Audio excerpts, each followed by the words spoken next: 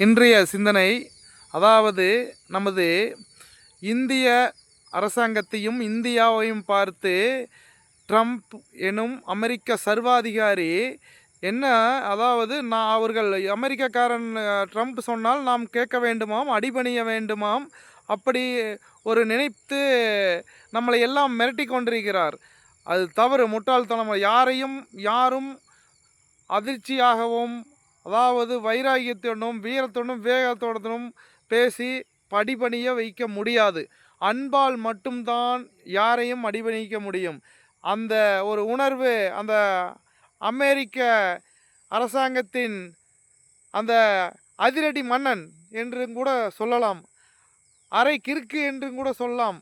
நமது இந்தியர்கள் இல்லாவிட்டால் அமெரிக்காவிலே எந்த ஒரு நிறுவனத்திலையும் எல்லா நிறுவனங்களிலும் நம் இந்தியர்கள் வேலை செய்து கொண்டிருக்கிறார்கள்.